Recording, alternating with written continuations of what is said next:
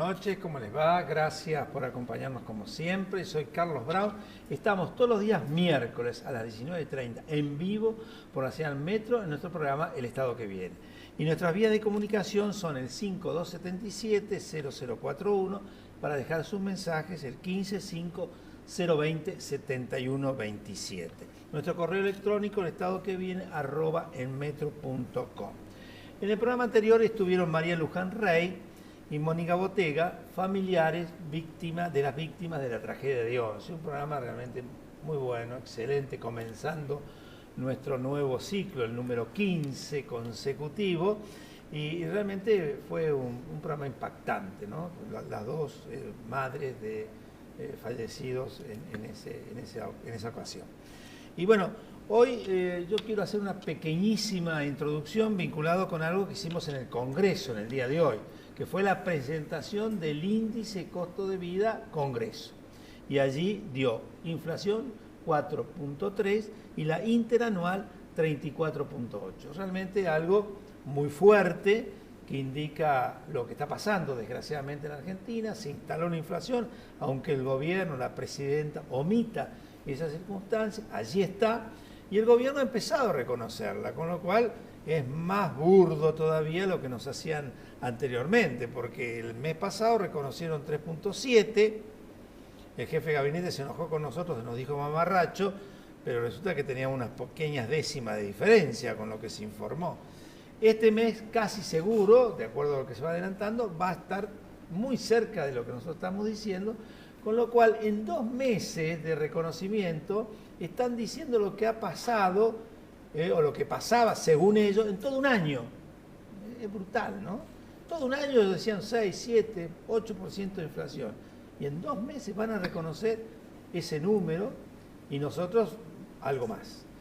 Bueno, sería bueno que a más de reconocerlo, lo que hicieran es luchar para evitarlo, ¿no? Y no obviarlo, como obvian el tema de la inseguridad y el tema del narcotráfico, que está cada vez más instalado con nosotros. Pero el día de hoy vamos a hablar de otros temas que también se vinculan con la acción de gobierno y en la publicidad oficial. Y un trabajo de una fundación, la Fundación LED, que está presidida por la diputada nacional mandato cumplido Silvana Giudici y que realmente viene haciendo un trabajo espectacular. La semana pasada hicieron una presentación a la cual fui invitado. Y cuando terminé de verla le dije a Silvana, tenés que venir a nuestro programa, lo tenés que explicar a más gente de la que estamos aquí. Tuvo muy buena difusión periodística porque es un hecho realmente grave. Aumento del 3000% de la publicidad oficial en el periodo Kirchner, 10.000 millones de pesos de gastos anuales en comunicación, 27 millones de pesos por día. Bueno, pero todo eso nos lo va a decir la diputada mandato cumplido Silvana Giudici después de los auspicios.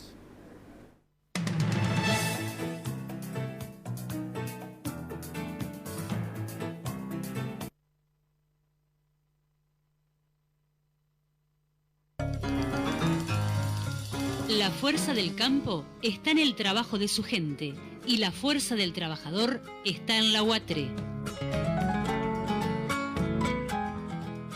Movimiento Productivo Argentino.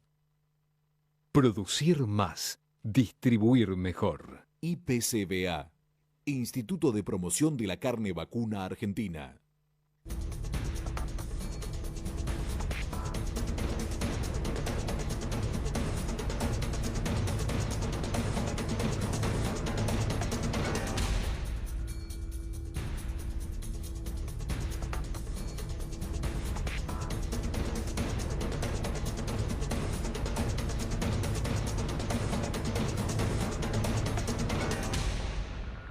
Un contrato trascendente como el de YPF Chevron debería ser controlado por la Auditoría General de la Nación. ¿No le parece?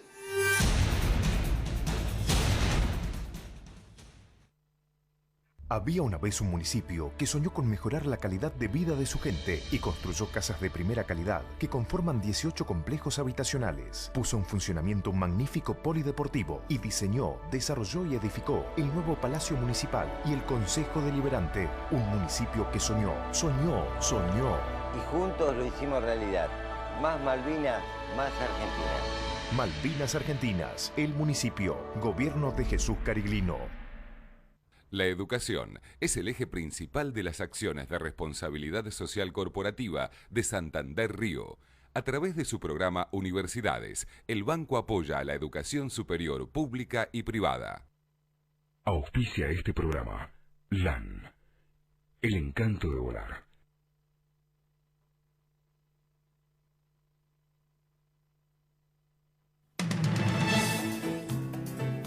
Bueno, lo prometido. Silvana Ayuso, ¿cómo te va? Bien, ¿qué tal? Gracias por la invitación. No, gracias a vos por venir. Yo decía que cuando fui a la presentación que hiciste los otros días, la semana pasada, me quedé muy impresionado por el trabajo que ustedes hicieron, por la acción de la fundación. Fuiste presidenta de la comisión que trató todos estos temas y la ley de medios. Tuviste una actuación muy destacada en el Congreso. Y ahora lo estás teniendo también en el Contralor, ¿no? El Contralor de estas cosas tan graves como es el manejo de la publicidad oficial. Contanos un poquito. Sí, la verdad que es un tema que a mí particularmente me preocupa desde hace muchos años. Cuando comencé a integrar la Comisión de Libertad de Expresión, ya veíamos allá por el año 2006 un incremento sostenido de la pauta. Año tras año se enviaban en el proyecto de presupuesto nacional al Congreso partidas más abultadas. Y ese relevamiento lo venimos formulando en todos estos años. Ahora, en el año 2003, y esta es la cifra quizás más sorprendente, ¿no? En el año 2003, las partidas destinadas a publicidad oficial eran de 46 millones. Y ahora, para el año 2013, la Fundación LED, que presido, releva 1.390 millones de pesos. 1.390 millones de pesos. 1.400 redondos. Solo para publicidad oficial. Entonces, el incremento es del 3.005% en 10 años. Esto, además, en un conjunto de otros gastos que aún son más sorprendentes, porque este año tuvimos la posibilidad de realizar un monitoreo y en el informe, en el cuadro de gastos, hemos detallado expresamente de dónde tomamos la información.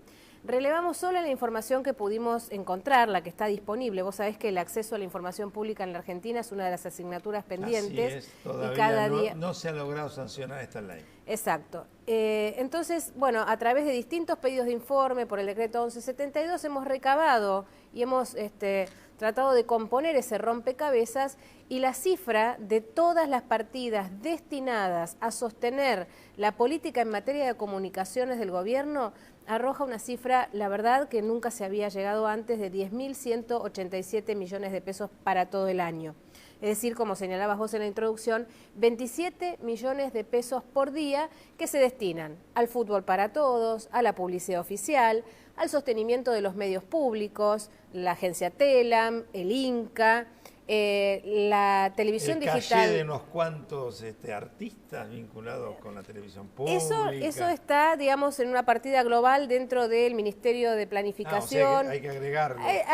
Algunos gastos están y otros tal vez se nos escapan, que puede ser mayor la cifra. También, por ejemplo, un contrato de la Presidencia, que por supuesto maneja la Secretaría de Comunicación Pública, para seguir las actividades de la Presidenta. Toda aquella aparición pública de la Presidenta está cubierta por un equipo de producción que la filma las 24 horas del día, los 365 días del año, y ese contrato es de 52 millones de pesos. Bueno, pero debe ser bastante cómodo porque la Presidenta las 24 horas del día, los 365 días, no tiene actividad. No, pero la verdad que tener disponible un equipo de producción... No digo, pero para ¿no? los que hacen ese equipo, se pasan sus días de tranquilidad. Claro, más ¿no? allá de eso, me parece que es llamativo que se contrate 52 millones de pesos, se destinen solamente a eso.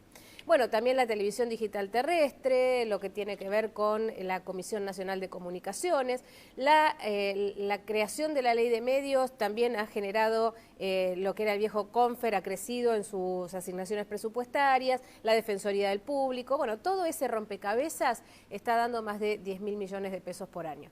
Y en cuanto a la publicidad oficial, lo más grave es también su distribución, es decir, la asignación arbitraria de la publicidad oficial que se utiliza como una herramienta de censura, porque todos aquellos que no disciplinan la línea editorial son inmediatamente castigados. Sí, de condicionamiento empresario que puede llevar al cierre de alguno de los medios. Sí, bueno, de hecho nuestra Corte Suprema ya tiene una jurisprudencia muy abultada porque ha dicho, tanto en el caso de la editorial Río Negro, de la editorial Perfil y ahora de Artear, fallos muy contundentes que le dicen al gobierno, usted no puede retirar la publicidad. Que debemos decirle a la gente que no son cumplidos. No son cumplidos, exactamente. Porque la Corte dice algo, como el famoso tema del procurador de Santa Cruz, y el gobierno no lo cumple, exactamente. Y además, algo más allá de lo que la Corte dijo en materia de estos fallos concretos de publicidad oficial, también le dice al gobierno, en el fallo por la constitucionalidad de la Ley de Medios, que debe respetar los parámetros de transparencia y de equidad en la distribución de pauta, así como le dice también que el AFCA, la Autoridad de Aplicación de la Ley de Medios... Cuando declaró la constitucionalidad de la Ley de Medios, al mismo tiempo dio algunos parámetros muy interesantes. Dio 3 ejes fundamentales para la libertad de expresión y para el fortalecimiento de la democracia, diría yo, ¿no? Primero, que la publicidad oficial debe distribuirse con transparencia y con equidad. Segundo, que la autoridad de aplicación de la Ley de Medios no puede ser un organismo partidario, sino que tiene que ser un organismo plural, con capacidad, con idoneidad técnica, Sabatella, y no lo es.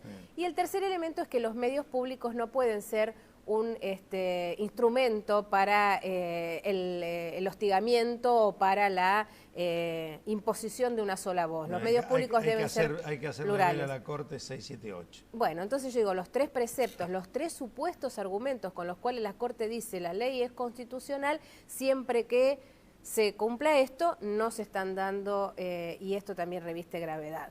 Entonces, toda esta situación... Con lo cual podría haber inclusive algún tipo de nueva resolución de la Corte.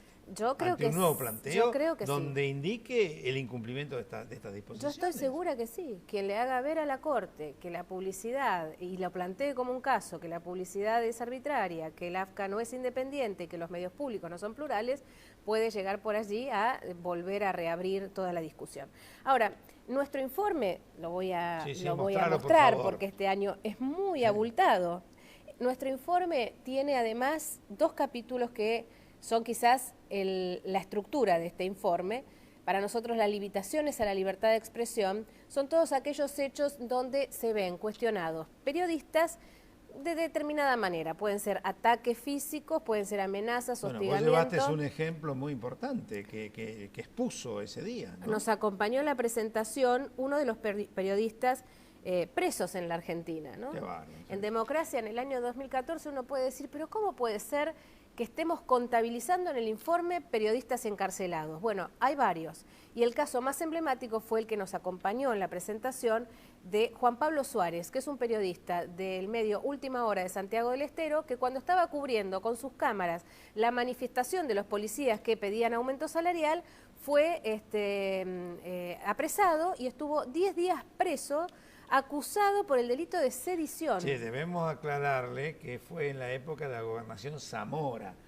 Zamora, ex gobernadora, actual senador, premiado por la Presidenta de la República como el presidente provisional del Senado y número 3 en la sucesión presidencial. Las acusaciones que formuló Juan Pablo Suárez durante la presentación del informe fueron muy duras hacia Zamora, porque la verdad que él estuvo detenido en condiciones de violación de los derechos humanos, retenido sin una causa concreta, porque en el momento en que él estaba detenido la causa pasó del fuero provincial al fuero federal, sus equipos de trabajo fueron decomisados, todavía no se los devolvieron. La verdad es que la situación es muy compleja. En ese caso, que los llevamos para que fuera un ejemplo muy concreto de lo que estamos tratando de transmitir en nuestros informes. Este año, para el 2013, contabilizamos 455 casos donde la libertad de expresión o la libertad de prensa estuvo amenazada. No solo de periodistas, hay que decirlo, también fueron ciudadanos los que estuvieron, de alguna manera, los que sufrieron hechos de censura o de hostigamiento o de impedimento de acceso a la información, ¿no? Señalábamos en nuestro informe, bueno, el caso de Todesca, que fue cuestionado en un programa, el caso de, relevamos también la sucesión de hechos que fueron a partir del 2012 por el tema de el ocultamiento de los índices de inflación, las consultoras privadas de inflación. No, fueron objeto de denuncias penales. De denuncias penales, de persecución. Finalmente la Corte le da la razón y dice que Moreno se excedió, pero todo este proceso de ocultamiento de los datos económicos y de inflación, en el camino se llevó puesto a las consultoras privadas, a las organizaciones de defensa del consumidor, que se vieron también castigadas, las han bajado del registro, y además un elemento nuevo que incorpora nuestra fundación este año, lamentablemente, es también la incidencia y la intervención del gobierno sobre la pauta publicitaria privada. Es la primera vez que desde el gobierno, en un Estado democrático por supuesto, se da la orden para decirle a los anunciantes privados, es decir, supermercadistas, empresas de electrodomésticos, que no pauten publicidad en los medios gráficos. El cepo publicitario. Vos nos acompañás como ex legisladora e integrante de la Fundación en las presentaciones que hacemos todos los meses vinculadas con este cepo publicitario. Exactamente. Tremendo. El cepo publicitario es censura, ¿no? Es decir, hay que decirlo, no es una cuestión ni de... Es decir, no publiquen y encima no publiquen en ciertos determinados diarios, con lo cual dicen, bueno, no queremos que se informe, pero aparte de no informar, no queremos que ustedes le den plata a tales medios para que se fundan. Ese es el objetivo. Claro, no se fundieron, pero el objetivo es ese. Es ese, y nosotros siempre planteamos lo mismo. Decimos, miren, no es a la sociedad, queremos advertirlo muy fuertemente esto, no es un problema con los medios de comunicación, es un problema con nuestra capacidad de discernir, con nuestra capacidad de opinar, con nuestra capacidad de informarnos, que no nos dejen ver en los diarios gráficos los listados de precios, como sucedió todo el año pasado, afectan nuestros derechos de información y también a nuestros derechos como consumidores que están protegidos en la Constitución Nacional. Entonces, este proceso de la publicidad oficial durante el año 2013 se complementó en un esquema de pinzas también con el condicionamiento de la publicidad privada. Así y todo, digamos, no podemos decir que el gobierno haya tenido éxito, ¿no? Digamos, la publicidad... No. Y para nuestra alegría, porque decir la batalla que uno hace, muchos nos preguntan, ¿qué hace la oposición? Bueno, batallamos. Bueno. Y en esa batalla estamos logrando algunos resultados. Yo creo que esa denuncia y esos actos todos los meses denunciando el índice de censura llegaron a que a fin de año se levantara, se haya aflojado esa restricción que era realmente grande. Y decir todos los meses, como lo hicimos hoy, el índice Congreso y la mentira del INDEC ha determinado que finalmente empiecen a dejar de mentir o mientan menos, ¿no? Por supuesto, pero eso es luchar contra la censura, y a mí me parece que en la Argentina, y fundamentalmente las marchas que se autoconvocaron durante el año 2012, muestra que hay una conciencia ciudadana en la defensa de la libertad de expresión. Todavía tenemos pluralidad y todavía, por suerte, en la era de la información tenemos las redes sociales y la formulación de la opinión pública es bastante distinta a lo que era antes. Esto es lo nuevo que me parece que esta gente con pensamientos viejos se olvida. Están las redes sociales. Sí, ojo. Cuando nosotros debatíamos la ley de medios en el 2009 decíamos, esta ley nace vieja, hay que tener en cuenta las nuevas tecnologías, tenemos que ser más amplios, tiene que tener un capítulo de publicidad oficial. Señalábamos un montón de cosas que por supuesto no fueron incorporadas porque el gobierno lo único que perseguía con la ley de medios es tener una herramienta para disciplinar la línea editorial y para aplicar todo el peso de la ley a algunos medios e ignorar a otros, ¿no? El famoso tema de los contenidos, Y ¿no? miremos lo que estoy planteando, lo que yo decía en el 2009, se ha comprobado en el 2013, cuando se aprueban los planes de adecuación, se aprueban los planes de adecuación de algunos y no de todos, porque a los que son amigos del gobierno y tienen disciplinada la línea editorial, no le pueden aplicar la ley. De hecho, Telefe no podría funcionar según esta ley porque está en manos de una empresa extranjera que además presta servicios de telefonía y demás. ¿Y por qué no se prueba ese plan? Bueno, porque bajo esta regulación es imposible. ¿Por qué la ley entonces no es igualitaria? ¿Por qué la ley no se aplica de la misma manera para todos? Porque era una ley destinada a callar determinados sectores. Ahora que ha pasado un tiempo, ¿no? Y que este tema famoso de, ¿cómo se llamaba? El 17N o el 7D. 7D. Bueno, 7D. No pasó nada, que finalmente la Corte saca un fallo que la verdad que fue bastante criticado por el momento, fundamentalmente por el momento. Después del resultado electoral, la Corte saca esto, que era como un premio, que cubría lo otro. Pero ¿cuál es tu impresión con respecto no a la ley de medios, porque ya lo sabés, sino a la aplicación de la ley de medios en la actualidad? A mí me parece realmente una oportunidad absolutamente desperdiciada. Creo que fue una batalla, una guerra santa que libró el gobierno, donde todos los ciudadanos nos vimos involucrados, porque las prioridades del gobierno que tendrían que estar puestas en salud, en educación, en combate del narcotráfico y la seguridad, durante 4 años estuvieron absolutamente enfocadas a destruir determinado grupo de medios. Y la verdad que cuando uno ve los resultados, luego del fallo de la Corte y el plan de adecuación que aprobaron, dice, ¿para esto querían la ley?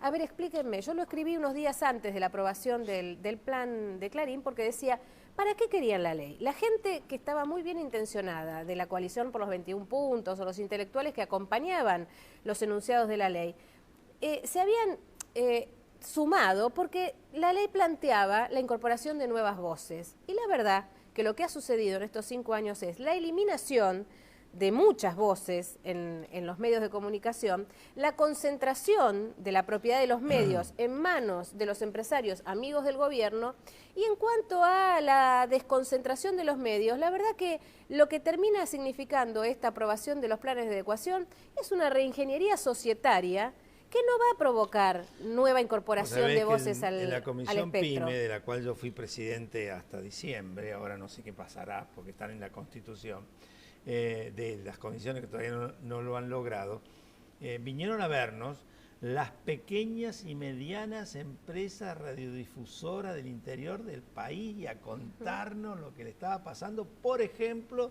con el sistema de DirecTV, que la presidenta ponderó. Bueno, ahí tenés otro de los ejemplos de la inequidad de la ley, de la concentración. DirecTV puede servir con una sola licencia a todo el territorio y esto deja fuera de la competencia a los pequeños cableros del interior que no tienen ninguna posibilidad de competir. Pero además te quería decir, cuando vos señalabas a los pequeños radiodifusores, que hay varios colectivos de pequeños radiodifusores que realmente tienen mucha valentía y van a reclamar al AFCA porque están siendo perjudicados. Bueno, esto lo estaban haciendo. Claro, todos aquellos, por ejemplo, a Parfem, que es una red de radiodifusores patagónicos, lo señala siempre. No hay ningún tipo de beneficio, no hay incentivo, no hay nueva incorporación ni blanqueo de las frecuencias que ya se tenían para los pequeños radiodifusores. También los productores independientes, las producciones independientes, esto afecta muchísimo a programas como el tuyo, que se tienen que incorporar al registro de agencias publicitarias en condiciones que los dejan absolutamente... A mi productor lo que le pasa. Claro, tienen que competir con las grandes agencias de publicidad y a los pequeños productores se les establecen condiciones que son muy desfavorables. Entonces, como vuelvo a decir, la ley no era para todos, no era para la pluralidad, no era para incorporar nuevos actores, sino que era simplemente para transferir los grandes medios en manos de determinados empresarios a manos de los amigos del gobierno. Y esto es grave porque la verdad que cuando uno mira que al final la ley de medios tan ponderada, la ley que el kirchnerismo llenaba su boca en decir que era la ley de la democracia, al final sirvió para que un empresario de los casinos tuviera medios en la Argentina y el resto no cambió nada. Pero eso forma parte del esquema, ¿no? Un esquema de relato, un esquema de discurso que no se compadece con la realidad, bajo ningún punto de vista, donde se habla de que se va a beneficiar a los pequeños y medianos, a los que menos tienen, y en definitiva termina con altísimos niveles de concentración, y los pequeños y medianos, pobrecitos, no tienen el menor acompañamiento, o sea que discursos. Y además, Carlos, te quiero señalar que durante el año pasado nuestra fundación hizo un análisis comparativo entre los marcos regulatorios de Venezuela, de Ecuador, de Uruguay, de Perú y de la Argentina. Y nos hemos llevado la sorpresa, comparando estrictamente los artículos de cada ley de medios de cada país, que nuestra ley es la más restrictiva. Entonces, la verdad que compararnos con modelos autoritarios como Venezuela o como Ecuador, Venezuela fue el germen, ¿no? La ley resorte de Venezuela fue casi la inspiración de la ley de medios argentina. Y luego Correa toma la experiencia de la ley argentina y la ley venezolana para lo mismo. Entonces, la verdad que cuando uno ve que nuestras innovaciones supuestamente en esta materia son... Nuestros mentores, claro, Venezuela. Y es atrasar el reloj, es no darse cuenta que la sociedad de la información en el mundo avanza por otro camino. No puede ser que la Argentina tenga una plataforma de televisión digital enteramente estatal que le cuesta a los argentinos más de 2.000 millones de pesos por año. Estatal y que utiliza solamente aquellos... amigos del gobierno, los contenidos favorables al gobierno. Y esto en ningún país del mundo el Estado invierte ese dinero para montar antenas. Esto lo puede hacer perfectamente el sector privado, con mayor tecnología, con mayor innovación, por supuesto, con reglas del juego claras, donde el Estado regule y donde favorezca la competencia y la diversidad. Pero bueno, no es el caso. Vamos para atrás en vez de avanzar en este tema. Vos sabés que este es un programa que va en vivo, sin perjuicio de que después tenemos una repetición el día de mañana o pasado. Va en vivo y tenemos siempre al final un ida y vuelta con nuestros televidentes que nos mandan algunos mensajes, después siguen mandando, te lo vamos a alcanzar. Bueno, me parece perfecto. Estela de Quilmes, es una vergüenza, no hay presupuesto para educación o salud y sí para publicidad oficial. Sí. Bueno, el fútbol para todo es un caso, ¿no? Sí, realmente. Bueno, en el fútbol a mí me parece un concepto emblemático. He visto en estos días los niveles de violencia en el fútbol crecen terriblemente. Y cuando uno mira esto dice, a ver, el Estado finalmente se retira de donde tiene la obligación, que es en proveer seguridad, y nosotros hoy tenemos partidos que se juegan con las hinchadas visitantes afuera porque no pueden garantizar la seguridad en el estadio, y destina más de 1.500 millones por año para la televisación del fútbol. No me parece que hay una contradicción. Vamos a seguir leyendo porque ya terminamos. Pablo de Chivilcoy, no hay forma de presentar una denuncia por darles publicidad oficial solo a los periodistas o programas oficialistas. Sí, se han hecho muchas denuncias. Marisa de Palermo, yo no puedo creer que la publicidad haya crecido más del 3.000% en una década. Esto sí que es una década ganada para algunos. Nora de Congreso, con esto tapan la inseguridad y la inflación. Basta del relato mentiroso. Hay mucha gente con bronca, ¿eh? Y Pedro Belgrano, da vergüenza. No se controla nada, ni la publicidad, ni la inflación. ¿Qué hace la oposición? Son todos cómplices. No, mi querido amigo Pedro, no. La diputada y yo trabajamos intensamente para evitar que esto suceda. Muchísimas gracias. Gracias, Silvana, a ustedes, muchas gracias. muy amable. Y a todos ustedes los esperamos el miércoles que viene. Nos quedamos acá. Bueno.